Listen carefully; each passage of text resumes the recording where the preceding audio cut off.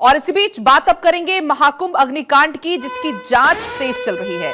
आपको बता दें कि डीजी फायर ने लिया है घटनास्थल का जायजा और वहां पर पहुंचकर अधिकारियों को जरूरी दिशा निर्देश दिए हैं। कल शाम को ये तस्वीर सामने आई थी जब महाकुंभ में आग लग गई थी। हालांकि 20 से 25 मिनट के भीतर इस आग पर काबू पा लिया गया था। सीएम योगी कल प्रयागराज में ही थे और जैसे ही इस घटना की जानकारी लगी, सीएम योगी खुद घटनास्थल पर पहुंचे।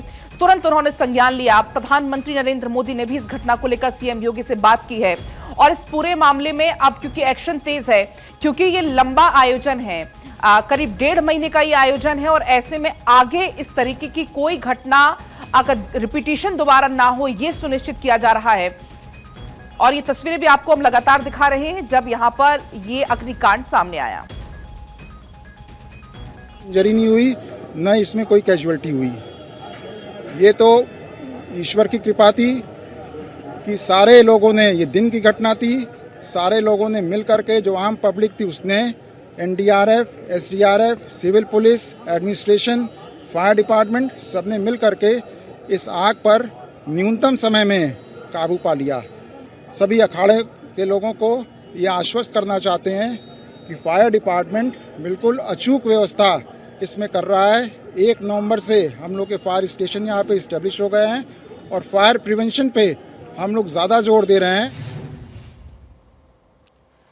तो आपने सुना यहां पर कहते हुए डीजी को कि ये ठीक रहा कि किसी प्रकार की कोई जनहानि नहीं हुई। आयुष इस वक्त मेरे साथ जुड़ गए हैं सीधा लाइव। आयुष से हम अपडेट ले लेते हैं। आयुष, चूंकि कल से ही आप वहां से एक अपडेट पहुंचा रहे इस अग्निकांड को लेकर, अभी हमने देखा कि डीजी फायर ने वहां पर पहुंचकर जायजा भी लिया और इस पूरे मामले में जांच तेज चल रही है।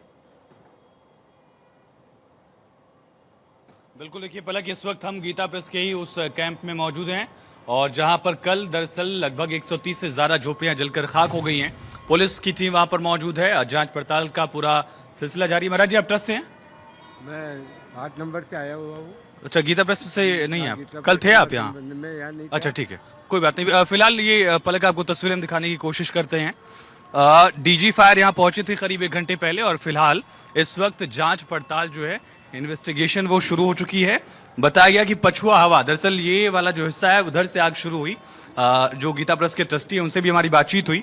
उनका ये कहना था कि पछुआ हवा की वजह से आग फैली है और साथ ही फिलहाल पुलिस टीम जो है, अलग अलग विभागों की टीम जांच पड़ताल के लिए पूरे इक्विपमेंट के साथ जो है वो पहुंच चुकी है। आप देख सकते हैं आपस में भी बातचीत करके ये जानने का प्रयास किया जा रहा है कि आग किस वजह से लगी, आग किस वजह से फैली। लेकिन हम दिखाएं आपको, देखिए काफी सामान जो है वो जला है। गनीमत की बात ये रही कि किसी भी तरह की जनहानि नहीं हुई है। उधर वाले हिस्से में भी हम पहुंचे थे, वहां कुछ किताबें भी हमें मिली। देखिए यहाँ पर भी पलक की किताब मैं देख पा रहा हूँ, कोई शायद धार्मिक किताब ही है और इसके पन्ने भी हमें मिल रहे हैं। ये देखिए, काशी विश्वनाथो विजयते, और पूरा संस्कृत का श्लोक है इसी तरह से, और कई सारी किताबें जो हैं वो इस तरह से यहाँ पर जली हुई हमें मिली हैं। और ये कल्पवासी यहाँ पर रह रहे थे। लगभग 130 से ज्यादा कैंप्स में 600 लोग थे। उनको फिलहाल अगल बगल के जो कैंप्स है वहां पर शिफ्ट किया गया है और ये भी आश्वासन दिया गया है प्रशासन की तरफ से कि अगले 3 से 4 दिन में जो पुनर्वास का काम है वो संपन्न कर लिया जाएगा। और कुछ ऐसे भी लोग हमें मिले जो अपना सामान ढूंढने की कोशिश कर रहे थे। महाराज जी, इसी कैंप से आप कल कहाँ थे? आप कल इसमें टेंट में थे। कुछ पटाखे की से आवाज़ आई, तब बाहर निकले। उनका पुलिस को फ़ोन करें, पर मेले में पटाखा कौन जला रहा। तो फिर बदनाम से आए आचार्य कृष्ण किंकर, तो देखा उधर कोने में आग लगी। फिर दमकल उधर आई और दमकल इधर वाली इधर खड़ी रही, उधर वाली उधर खड़ी रही, और हवा में आग इधर बढ़ती रही। तो ये कहा जा रहा है था कि सब बच जाएगा ये। और ये अभी इतनी गली है, इसमें से दमकल अंदर घुस सकता था, उधर भी गली अंदर घुस सकता था, पर ये कोई दमकल अंदर घुसा ही नहीं। इनको ट्रेनिंग अच्छे से मिलती। तो आग तो आधे घंटे में बुझ गई थी, कैसे बुझी? फिर आधा वो तो सब चारों तरफ से, अब तब तक जला दिया, जल के बुझी क्या बुझेगी? अच्छा, बुझी क्या? उसके बाद आपका कोई सामान यहाँ जला है, नुकसान हुआ? सामान तो जला, कोई बात नहीं। सामान आप लोग सुरक्षित हैं? सब लोग सुरक्षित हैं, उसमें कोई समस्या नहीं है। और ये तो आयुष, क्या नुकसान का आकलन हो पाया है या जो लोग इस कैंप में रह रहे थे, क्या उनके लिए कोई ऑल्टरनेटिव अगर व्यवस्था की गई हो? किस तरीके से लोग, अब यहाँ के लोग कहाँ रह रहे हैं वो लोग? पलक, अभी जो लोग यहाँ पर रह रहे थे लगभग 600 कल्पवासी, उनको आसपास के कैंप्स में शिफ्ट किया गया है।